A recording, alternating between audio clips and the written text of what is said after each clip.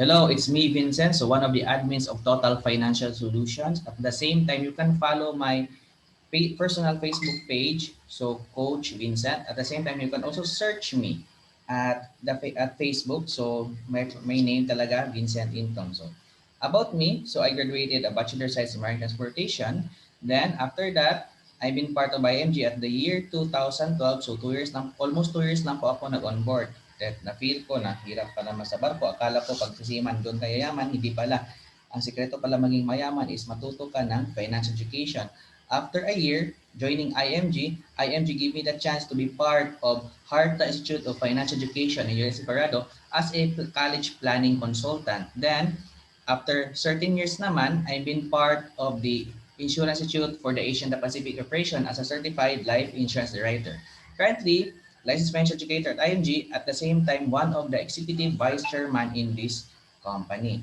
So, isa din dito, i-discuss ko sa inyo who we are, what we do, and what is it for you. So, we are IMG. So ano yung ginagawa namin dito? Kami ay nagtuturo sa mga tao na magiging financially educated from spenders, sila ay magiging or ma-convert natin to become savers. And our mission right now is to educate 30 million families by year 2030 na sila ay magiging financially stable, sila ay magiging financially literate para sila po ay hindi na po maghirap. So ano yung bakit kami nagtuturo ng financial education? Ito po yung mga major reasons. So number one, the rule of money is changing. Deposit interest rate from 1976 to year 2010, nag-iiba na po to. Ito ay pababa na pababa up to now, up to present. At ngayon po, ang time deposit po is less than 4% na po. So yun po nangyari. Second, lack of financial education. Most of the Filipinos, pag may pera, bili agad. Minsan, hindi nila mababalance yung needs at wants. At minsan din, yung wants ay magiging needs, especially pag may sale. Isa din dito, naka-align po kami sa persona ni Presidente Duterte na mandatory financial education talaga for all migrant families shall be pursued along with incentives to encourage entrepreneurships. So para po yung mga OFW, yung mga Pilipino nagtatrabaho sa ibang bansa, pag uwi na sa Pilipinas, meron talaga silang pondo, pera at hindi na po sila babalik sa ibang bansa para po ay magkaiwalay po sa kanilang pamilya. Third one is people live longer today. Fourth is the high cost of living. So ang iyong sahod permanent lang but yung bilihin is pamahal ng pamahal. So many people have difficulty in saving money for their future needs.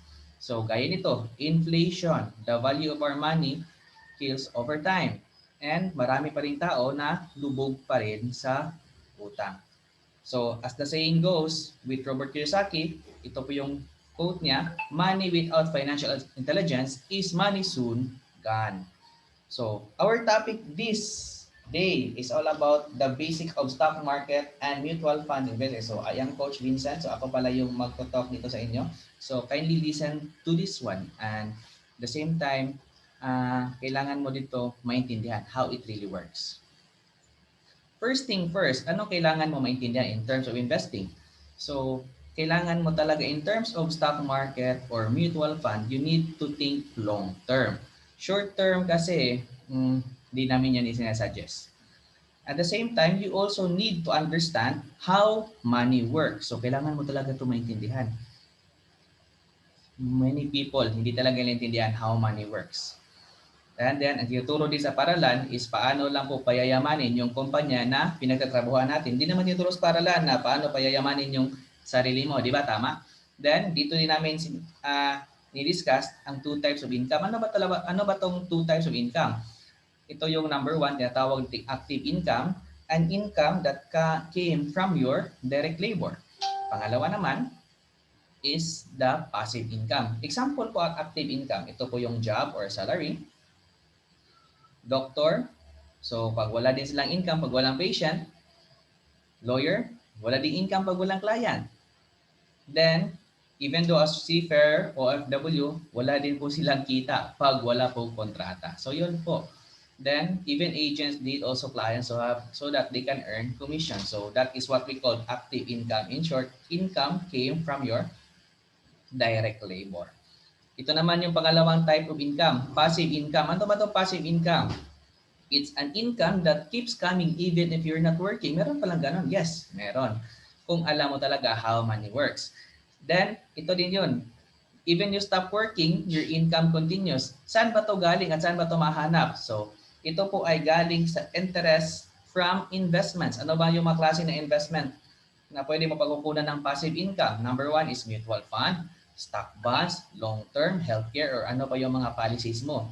Then, royalty income that came from your business. So, meron ding ganyan.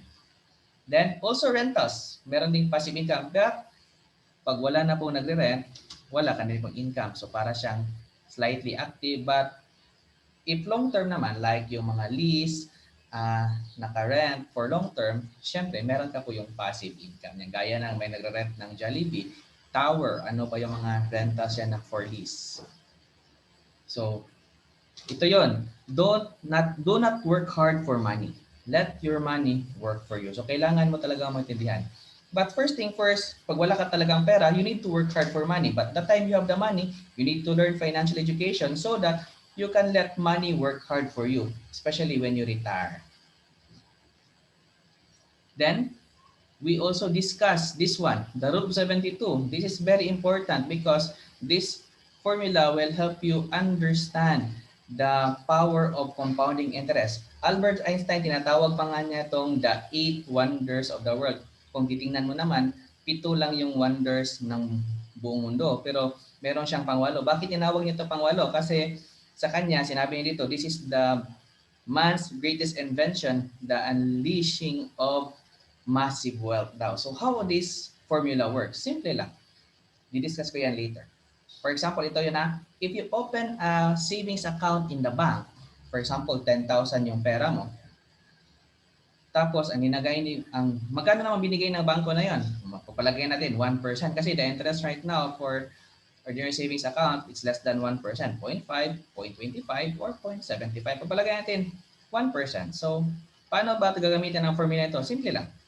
72 is a constant formula that you will divide by the interest rate and the equals is the number of years kailan magdodoble yung pera mo. So ito na yon. 72 divided by 1 is equals to 72. Ibig sabihin po, after 72 years po, yung 10,000 mo ay magiging 200. Yung 10,000 mo magiging 20,000. So your money doubles after 72 years. Tingnan mo, napakatagal, di ba? Para malaman mo talaga aabot ka, idagdag mo pa yung edad mo dito or ilang taon ka na yon. So, yon. Ito yung mga examples natin. So, I'll give you examples of 4%, 8%, and 12%. If you put your money at 4%, the money doubles every 18 years. At bakit po? Based on the formula, 72, you will divide it by the interest rate, 4. So the equals is 18. So basic mathematics na talaga to. 72 divided by 4 is equals to 18. So if you're 29 right now, plus 18 years of time, pag may 100,000 ka dito, yung 100,000 mo at the age of 47, ito ay magiging 200,000. Plus another 18 years of time, plus 60, at the age of 65, ito ay magiging 400,000. If you put your money naman at 8%, the money doubles every 9 years. So if you're 29 right now, 100,000 plus 9, plus 9, plus 9, plus 9, 38, 47, 56, 65. Ito ay magko-compound po. At the age of 65, ito ay magiging 1.6 million.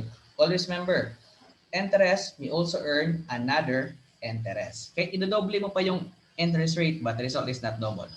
Bakit po? Because with the help of the formula, maaga po siya magko-compound. Then, if you put your money also at 12%, the money doubles every 6 years. So ito yung nangyari. If you're 29 right now, 100,000 yung pera mo, plus 6 years of time, at the age of 35, ito ay magiging 200,000. Plus 6 years, plus 6 years, plus 6 years, hanggang kaabot ng 65, ito po ay lalago at magiging 6.4 million. Kung titingnan mo na yan, saan ba mas maganda mag-save? Sa maliliit na interest or sa malalaking interest? Siyempre, ang sagot talaga ng tao, sa malalaking interest. At bakit? Kasi gusto niya talaga niyang kumita ng pera agad-agad. But ito po yung nangyari. This is very important, guys. Focus ko talaga dito na yon. Kung i-check mo yung mundo natin, pag nangungutang ka, yung interest, napakalaki. Monthly pa, more than 10%, Pag 5-6, nasa 20%. Yung mga loan app nga, or mga tatawag ting loan shark, nasa 30% per month yan, or iba nga, 15% or 20% per 15 days. So meron pa rin kumakagat. But by the time po, ikaw po ay nagpapatubo ng yung pera, ang interest po napakababa. Like savings on the bank, 0.5, 0.75, basta less than 1%, palagi 1%. Pag naka-time deposit ka naman, swerte ka na, makahanap ka na ng 4%. Yung iba nga, 2% lang. Pero nasa cooperative pa yon. Pag nasa mga top banks naman, kailangan mo talaga, malaki talaga yung pera na ilalagay mo dito. Kasi hindi ka naman recommend for a higher interest rate pag hindi malaki yung pera mo. But ito din, take note din, the interest na legal po is yearly, hindi po monthly. Pag nangungutang ka lang po, yun lang po yung interest dyan. Monthly. So, the world is unfair, but you need to know. So, para hindi ka po ma-scam. So, ito po yung gagawin natin. Kung gusto mo maghanap ng interest na 8% or more, but dapat legal kasi dapat yearly po. So, isa po sa vehicle nito na makakatulong sa iyo is yung mutual funds and stock market. So, before that, paano ka ba magkaroon ng 6 million? Actually, there are options for that. First thing first, you need to work for 6 million. Madali ba magkaroon ng 6 million? Actually, if you do the basic mathematics, napakadali lang po. Pero napakahirap po niyan. But anyway, I'll get a calculator for you guys para talaga maintindihan niyo. Calculator up muna ako.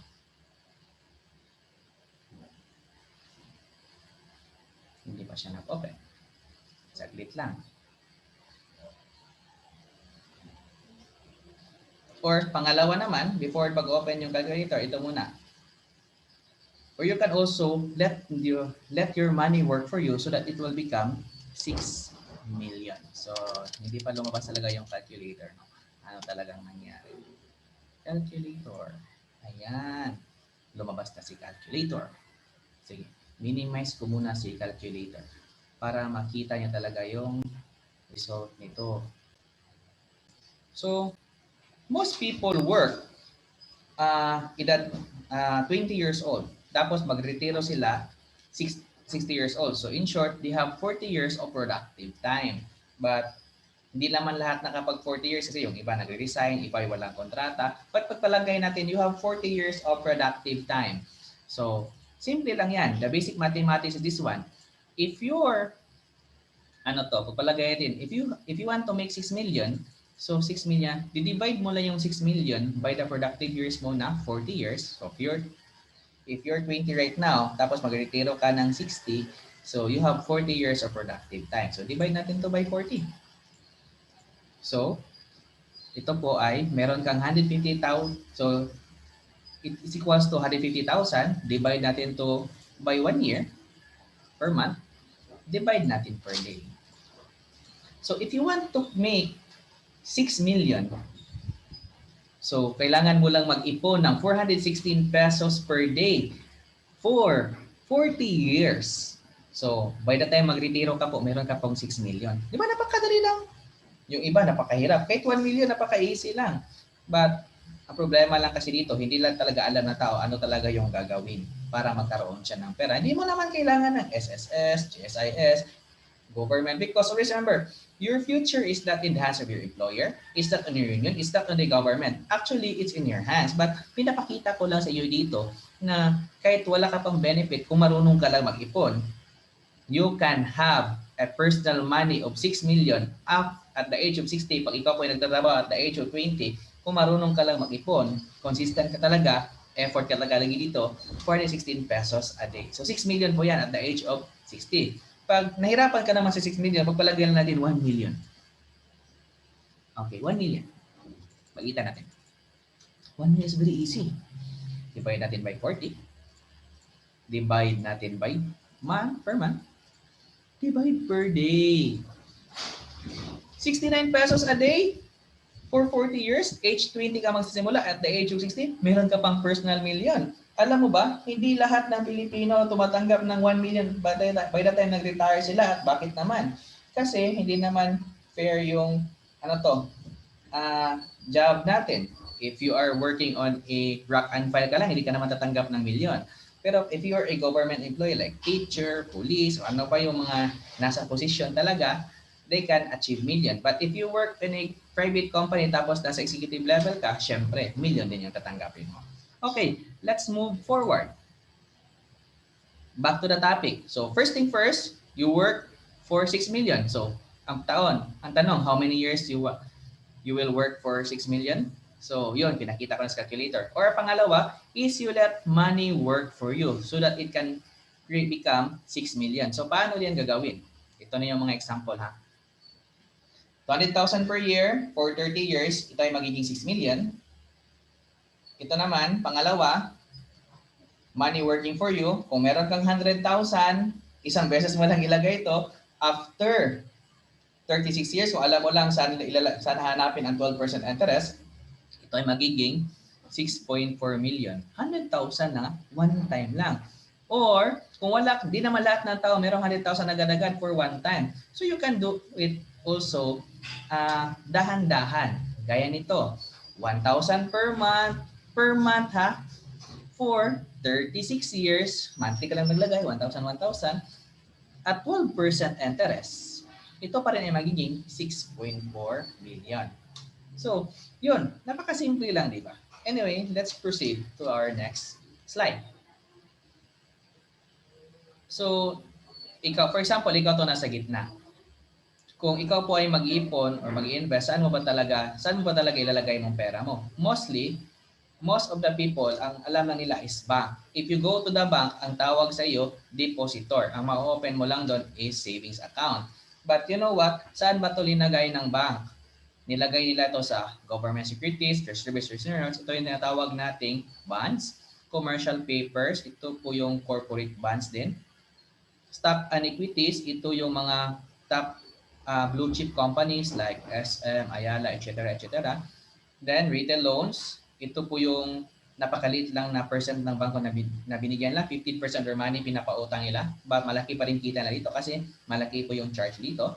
Then, real estate. And mostly the bank earns 12% for that one per year. Then, magkano binigay lang sa investors? Nasa 0.25% lang. Okay. Kung gusto mo talaga magkaroon ng even opportunity for with the wealthy, you need to become a shareholder. So you need to go to a mutual fund company. Dito ay tinatawag kang investors or shareholder. Then, saan ba nilagay ang pera dito? Nilagay din kung saan nilagay ng bangko ang iyong pera mo. In short, we'll teach you to put directly your money where the bank puts your money. We're not against the bank, but the purpose of the bank is not, hindi po siya for investing. The purpose talaga ng bangko, hindi po talaga siya for savings din.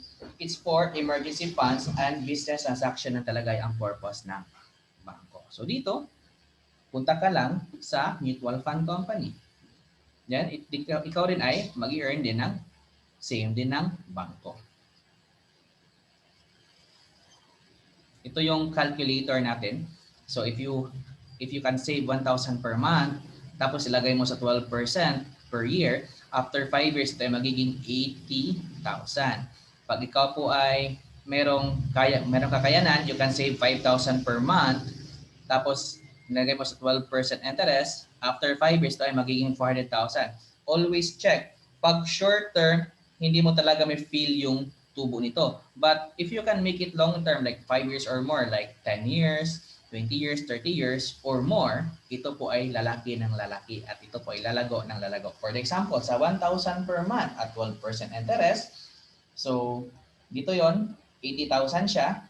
Pag naka-time deposit, for example lang, nakahanap ka ng 4%, 66,000 lang siya. Pero we will extend the years for another 5 years. So tingnan mo, sa 12%, ito ay nagiging 121,000. Sa time deposit, ito po ay nagiging 147 lang. But try to check at 20 years. Malaki na po yung gap dito. 911 from 166. So far and so on. Depende po sa comfortability ng tao. Ito po ay simple calculator lang so that you can achieve your goals. Okay. Important note. Remember, the higher the yield, the higher the risk. So, you need to know also your risk tolerance. So, ito 'yon. Then, in terms of investing in the stock market, there are two ways. Meron tayong tinatawag na direct at saka indirect. But you know what? The best way to reduce your risk if you want to invest in stock market is you need to learn how to invest in mutual funds. Kasi investing in the stock market, this is what we call direct trading. Ito yung indirect. Direct trading, ikaw yung bumibili, ikaw yung magbenta. Yes, you can earn as big talaga in 1 minute, but you can also lose as much as possible in 1 minute because that is trading. But if you want na hindi ka talaga maglulus, punta ka sa mutual funds. Okay, then mutual funds. By the time you invest in mutual funds, there is also a category for that. So there are also different types. So ano ba yung different types? Meron tayong tinatawag na bond fund. Ano ba tong bond fund? It's what we call a conservative type of fund, and the purpose of this fund is for capital preservation. So ano yung capital preservation? Meron kang pera, lagay mo lang dyan, kunin mo lang yung interest. So mostly, ang interest ito is nasa 4% to 6% per annum. Ito din yung sinasuggest namin sa mga retiree na. Yung by time tumatanggap sa kanilang retirement money, they put their money on the bond fund, then every year, kumukuha lang sila ng interest. And the recommended length of stay of this fund is for short-term purposes, 1 or 2 years. So, saan ba nakalagay sa bond fund? Commercial bonds, fixed income, treasury bills, treasury notes, or cash. In short, ginamit po ng gobyerno yung pera natin. Pangalawa, balance fund. Ito po ang tatawag nating moderate type of fund. The purpose of this fund is for capital growth. And the interest for this fund is nasa 12% to 15% per annum. So, it's a balance fund. So, nakahati po to. 60-40. So, treasury bills, treasurers, and the remaining is on blue chip companies or stock and equity or vice versa. 60-40 yan. The recommended length stay of this fund is for 3 to 5 years. The purpose of this fund is for medium-term goals. Then, the third type of fund is the aggressive type of fund. Ito po, the purpose of this fund is for capital appreciation. Gusto mo talaga ma-feel yung tubo nito. But the recommended length of stay of this fund is long-term talaga. 5 years or more. So, kumikita talaga ito ng 15 to 18% per annum or more. Magdidepende pa talaga sa market. Ito po ay nakalagay lahat sa stock and equity, sa mga blue chip companies talaga ng Pilipinas. Ano yung mga example ng company niyan? Ito po yan, pakita natin. Later na lang, hindi pa slide ito. Like Jollibee, SM, Ayala, JJ Summit, ano pa yung mga alam nyo na malaking companies talaga. Diyan po nilagay yung pera na yan. Take note po, before po mag-proceed sa next slide, kailangan din natin i-match yung savings mo or yung investment mo. At bakit? Most of the people right now, mismatch po yung ninalagyan nila na kailang investment or savings. At bakit po? Ito yon, I'll give example. Your goal is long-term, but ang ninagyan mo na investment vehicle is short-term. So, hindi na siya match. So, kailangan long-term goals to long-term goals, short-term goals to short-term goals, and medium-term goals to medium-term goals. Anong nangyari na yon? Short-term goals, nilagay sa long-term goals. Yung short-term goal naman yan, or nilagay niya naman sa medium-term goals. So, kailangan talaga ima-match yan. Okay? Kailangan mo talaga matutunan yan. Saan yan hanapin? Okay. I'll give you different scenarios, especially in the stock market. Kasi in the stock market talaga, the market, it's either goes up, goes down, or down and recovered. It depends talaga on the market. But we will explain here some scenarios. Okay, let's go to scenario 1. This is example of market that the market goes up. So, pagpalagay natin ha, meron kang magkano yung bili mo nito. So, this is scenario market goes up. Pangalawa naman is a market scenario that goes down and then recovered. And third is a type of market scenario that goes down and didn't even recover. So hindi pa siya nakapag-recover. Okay, let's compute and do some mathematics for this one. Okay. Scenario 1, you have 1,000 pesos per month to invest. Palagay natin ito meron kang 1,000 per month. The price per share for that month is 10 pesos. Sa first month, bumili ka. So in short, nakabili ka ng 100 shares. At bakit po? Yung 1,000 mo, divide mo lang sa shares, the equals as the price, and the equals is the numbers of shares. Second month naman, nagdagdag ka naman ng additional 1,000, but the price increases to 12%. So, yung 1,000 mo, nakabili lang siya ng 83.33 shares. Always remember, the formula is this one. Money invested, divide mo lang siya sa price, and the equals is numbers of shares. Take note po, sa mutual fund, share po kasi shareholder ka. Sa trading po, hindi po share doon na nakalagay. Sa insurance naman po, yung iba, UITF, ang nakalagay doon, units po. So, you need to understand the difference for that one. Yan, i-discuss natin yan more, especially if you enroll here in IMG because we are a financial institute company, so we're teaching financial education talaga. So, 40, ito naman, sa month 3, nag-increase yung price to 14. So, yung 1,000 mo nakabili ng 71.42 shares. As months pass by, paakyat ng paakyat, hanggang tumigil ka sa month 6, the price is nasa 20 pesos, nagmahal na ang price, nakabili ka ng 50 shares. So, paano malaman kumita ka ba? Simple lang. Total mo lang lahat ng na-accumulate mo na shares. So, ito yung total niya. Nakabili siya ng 422.81 shares. Last price, i-multiply mo lang siya sa latest price or last price ng market. So, the last price is 20. So, multiply it by 20. And the equals is the total value. So, ito yung total pera mo. 8,456.20. Para makita mo yung net, ma-minus mo lang yung contribution mo na 6,000. So, magkano yung profit mo? So, you have a profit of 2,456. This is scenario 1. Let's go to scenario 2. Scenario 1, packet yung market. Scenario 2, let's check. Scenario 2 is a type of market that the market goes down and then nagbalik sa normal or nag-recover.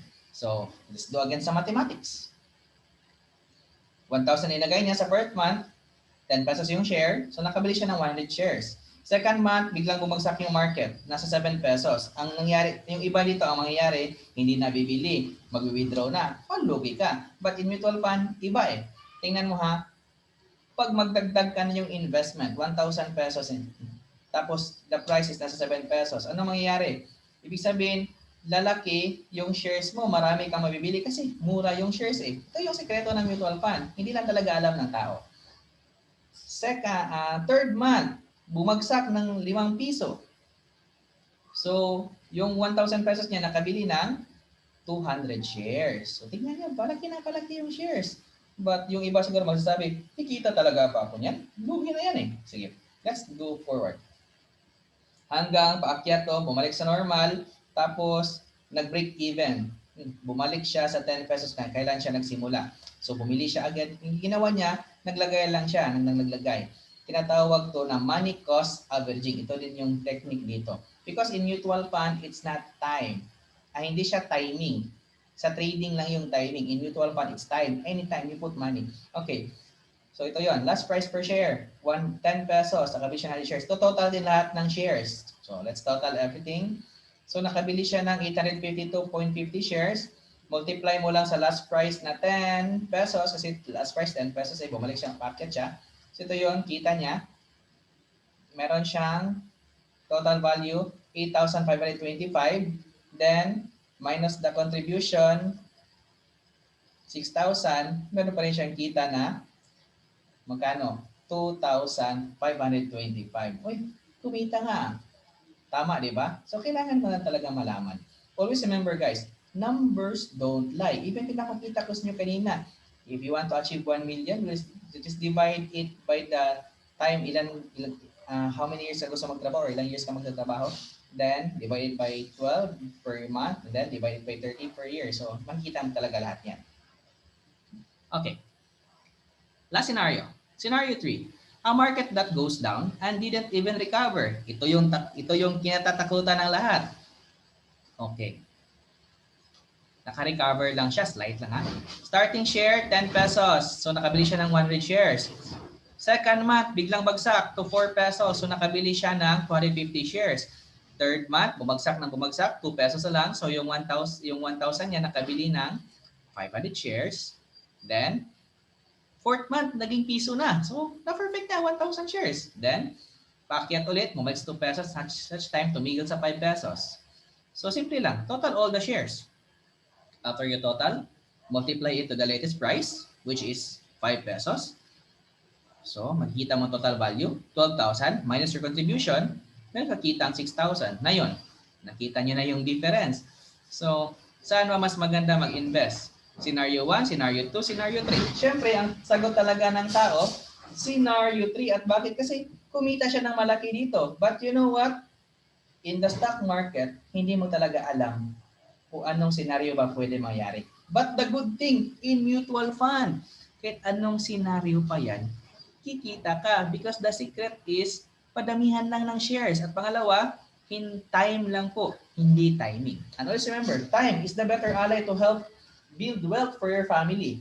Building wealth requires a lot of discipline and time, and this is not a get-rich-quick scheme. Ito pa yung nangyayari minsan. Pag nag-post ka pa ng legal, marami pong nagahaw. Tapos, nagtatanong pa, is it legal? Do you have SEC papers? Saan office mo? Ganon-ganon. Pag scam, hindi na tinatanong. Sabi pa, PM sent, magkano invest? So, kita mo yung difference. So, kailangan mo talaga yan maintindihan. Okay. And you know what? If you're working on a private firm, even SSS invests the funds at Philippity. Magkano nilagay niya? 3 billion. 1 billion each fund sa bond fund, sa balas, tsaka sa equity. Bakit naman? Kasi gusto din ni SSS na ma-assure niya lahat ng mga members niya mabibigyan talaga ng retirement benefit. So, kailan ba to? So, ito yung update na July 12, 2018. Actually, matagal-tagal na sila naglalagay talaga. Pero pinapakita talaga na dito.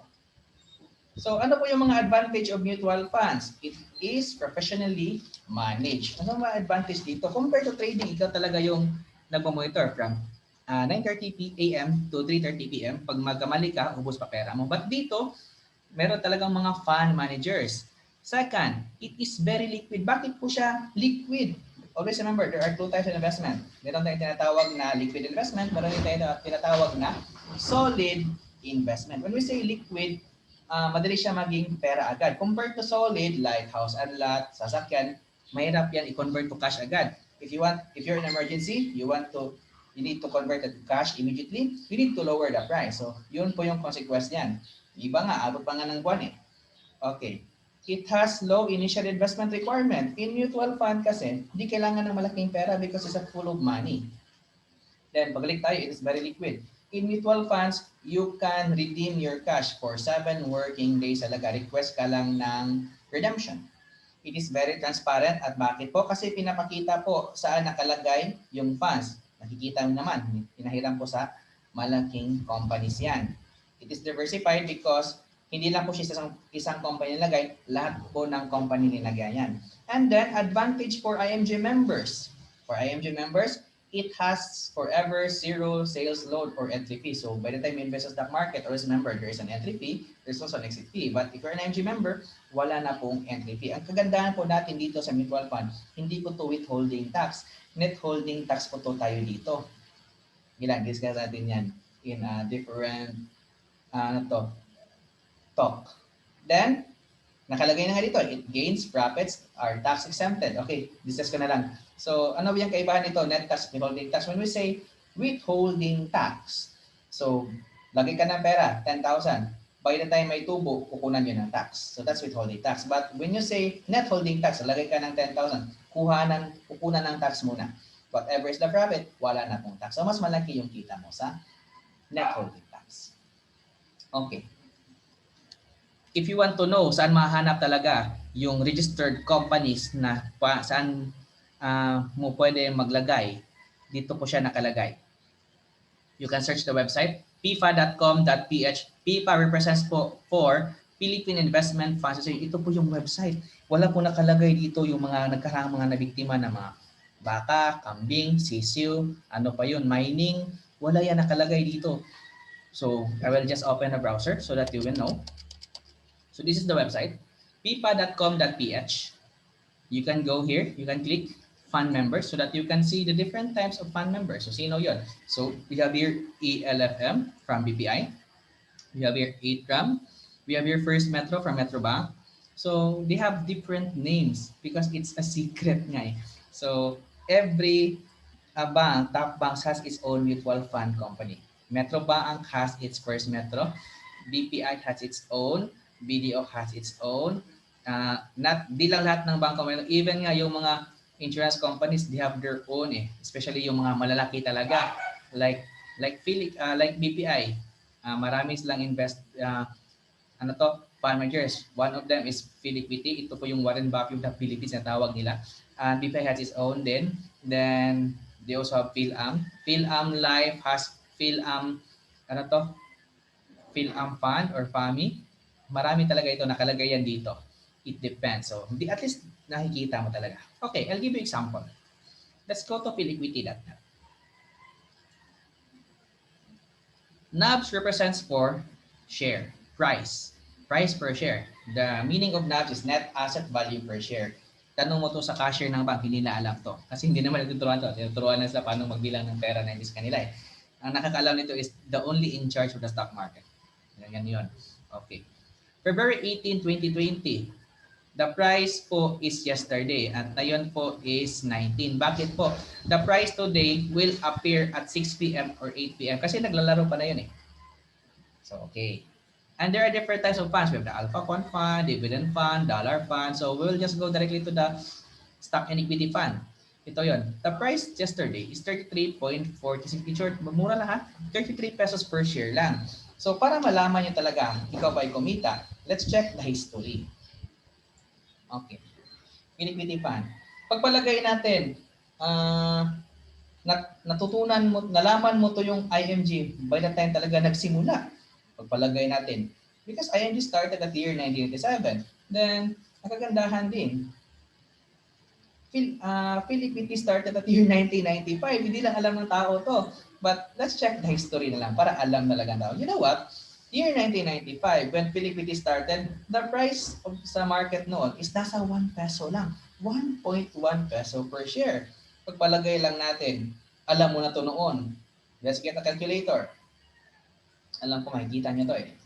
Tapos, ang ninagay mo lang, pagpalagay natin, 10,000 lang. Palagay natin 10,000, malaki na to noon eh. 10,000 lang, isang beses ka na naglagay. Kinalimutan mo. Okay, divide mo lang siya sa price. 1.1095. Inch 1.105. Okay. The equals, ng 10,000 mo, equivalent po yan to 9,049 shares. What if pinapatulog mo lang yung pera mo? Pagpalagay natin, 95, year 2020. Pagpalagay natin, 2010. Plano mo magbahay or plano mo kunin kasi naalala mo? Let's check the history. Or we'll make it worse. Naalala mo to kasi pandemic, wala ka ng ibang source eh. Kailan nagsimula yung pandemic nga? Kupalagay ng 2019. 2019. Kailan yan? Kupalagay natin, na-alert ka na, 2019. At May. Kupalagay natin, December na lang. Kasi plano mo talaga mag-ibang status na. Sige. Wow, pakalaki ng presyo. 2019, December 10 na lang para papalagay December 2 para pag Christmas talaga. Okay, nasa 38 yung presyo. Tingnan niyo. So simple lang. You will just multiply 8 to the latest price, 38, 38.3. Your 10,000 has become 346,000. 10,000 mo ilagay. Ilang taon ba yan? Napakatagal din naman eh. But saan mo ba ma-feel? Maliit lang kasi linagay mo, at isang beses ka lang nalagay, at least ilang times ba to? It's more than 30 times yung pera mo. It's 300 times. It's 30 times yung pera mo. 30 times talaga. Times 30. Simple yan. 10,000 times 30. Nasa 30,000. Diba?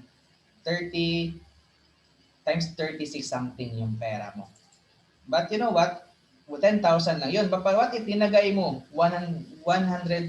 That's 3 million. Pag dinagay mo naman 1 million noon, that's, ilan ba yan?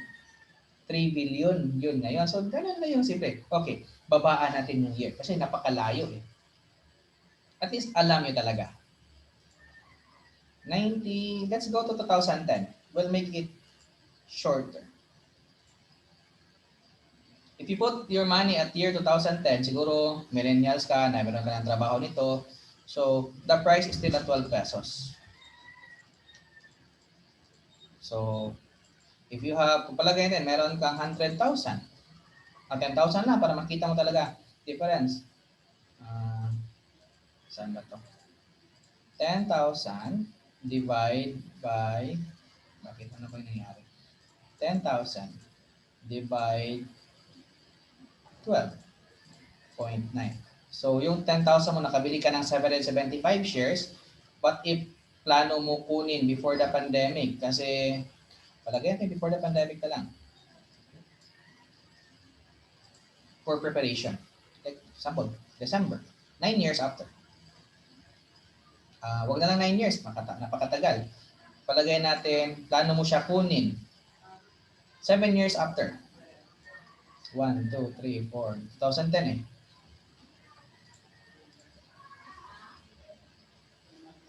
Then, plano mo rin kukunin December. Kaya natin, wow! December. Okay na, December. Ganyan December 1. 39.4 times 39.4. So, your money has become 30,000. Yung 10,000 mo nag-times 3. Not bad. Pag inagay mo naman 100,000, times 3, 100,000. Pag inagay mo naman 1 million, times 3, 3 million. So, ganun na yung concept ito. But, what's the good thing right now? Hindi pa puhuli ang lahat. Because of this pandemic, it's also an opportunity for us investors. Bakit? Kasi napakamura po ng shares na yon. Because the price right now, by the time nag-pandemic, nagpanic, hindi lang kami sa grocery nagpanic buying. Nagpanic buying kami sa stock market. At bakit? Kasi the price, parang nag-time travel kami back to 2000 and, ano yun? 2008 or 9 na price. Not bad na rin yun. So, yun yung advantage niyan. Okay, let's move forward so that wala din natin. At least, alam niyo na how it really works. Okay. Mutual funds sa stock market. So, exclusive benefit to IMG members. So, by the time you become a member of our company, so you have investment seminars. Then, by the time you invest in mutual fund, wala na pong entry fee yan. So, this is our partners for mutual fund. We have Rampart here. So, Soldivo Funds, Itra, Equity, Philam Asset, FAMI, and Sun Life. Iba yung Sun Life Financial at saka Sun Life Asset Management, Philam Life at saka Philam Asset. So, here, meron talaga tayong nilalagyan talaga. Then, advantage din dito, to all members, new members, tinatawag namin itong inventors. So, January 1, 2020, meron na pong automatic, the membership of IMG po is nasa 5,500 po for Philippine Code. Then, sa 1,000 na yan, sa 5,000 na yan, meron na pong automatic na 1,000 pesos na nakalagay po initial investment to any Soldivo funds. Bakit Soldivo po? Kasi Soldivo po napakamura. And Soldivo is being managed by Atram din po, the number 1 investment company here in Philippines. Same lang performance lang, pero number 1 pa rin sa Atram. At bakit po? Kasi siya naman yung namamanage. Number 2 naman si Soldivo. Not bad. Then, kung ayaw mo naman sa mutual fund, we have here exclusive benefit number 12. Access to stock online trading platform. Gusto mo ng trading, meron tayong My Trade by Abacus. So, it's a Singaporean company. Napaka, sensitive yun. Makikita mo talaga yung flow doon. So, ito yon ha. Investment. So, if you want to invest, there are two ways. Especially if you want to become an investor of Jollibee. First thing first, if you want to become a franchisee, kailangan mo ng 30 million to open a branch. Pag wala ka naman 30 million but you want to be part owner of Jollibee, so become a shareholder through mutual fund. So with a minimum of 1,000, anytime you can put. Kasi ganito lang yan eh. Gusto mo headache, malaki yung kita mo, lagay ka open a branch. Gusto mo nakikisakay ka lang, magkano yung kita ng Jollibee, yun yung kita mo. So go in mutual fund. Kasi same time, wala ka namang malaking pera, you go here. And you know what? The price per share of Jollibee, naku, ito yon 2013, nasa 100 per share. 2016, nasa 2050 per share. And then, February 18, ito po, 2018, 2038. So, palaki to ng palaki. Hindi naman ito bumababa eh. So, what's the advantage in IMG? If you want to become part of us, you will bypass the middleman, so become your own broker and you invest in yourself. So here, you can access the financial companies, enjoy discounts for the financial products you buy, and become your own money manager. Dito tuturuan ka how to become your own financial planner. Ikaw na magmamanage ng pera ng family mo, ikaw na po mag-assess saan mo ilalagay ang pera mo, hindi mo na kinakailangan ng agent. Pag hindi mo pa alam yan, the good thing dito na IMG, marami po kaming mga educators ko kagaya ko, nagtuturo talaga kami ng financial education. Nakakandak mga kami ng free eh. But if you become a member, syempre meron ka na pong mga unlimited trainings and modules po dyan. So outside IMG, if you want to invest, so if you're looking for investment, mutual funds, stock market, healthcare, insurances, you go to a broker or agent. Then, even you go to a bank, meron din itatawag din in-house broker, in-house agent. So bank, agents, broker will earn commissions from the product you buy. In IMG, wala na. Ikaw pa yung magiging discount mo pa, tapos ikaw pa yung mag-earn ng commission mo. For example, you have your own car. Magpa-renew ka ng insurance. Instead, the commission will go to the agent, magiging discount sa iyo. Not bad na rin. For example, yung client ko, meron siyang Fortuner, second year renewal. Sa in-house, na quotation doon, nasa 30 pa.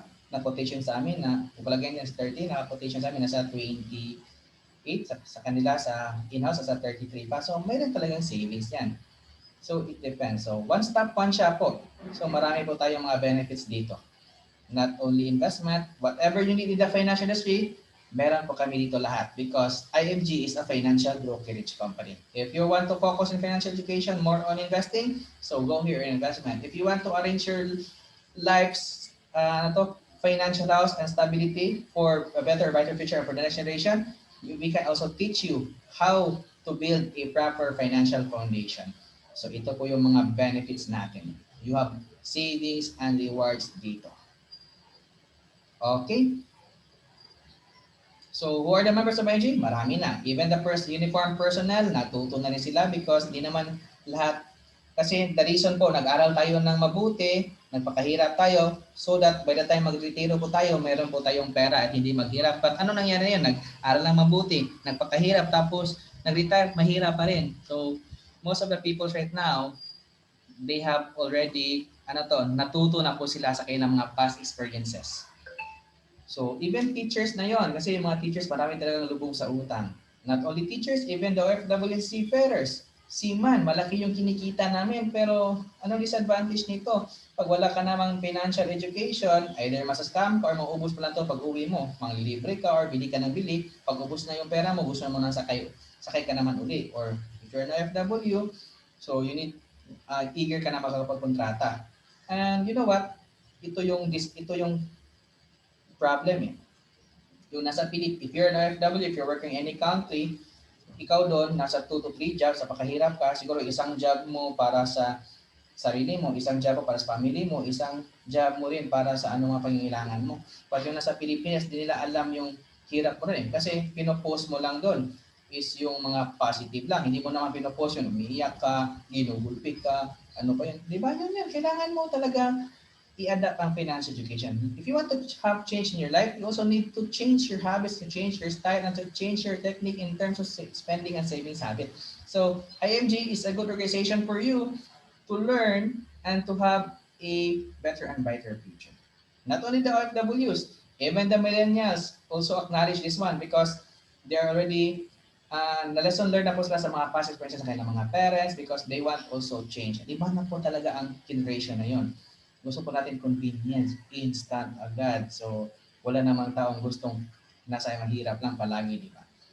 Okay, before I end, message from Bill Gates, if you are born poor, it's not your mistake. But if you die poor, it's your mistake. So, totoo naman po. Everything is biblical.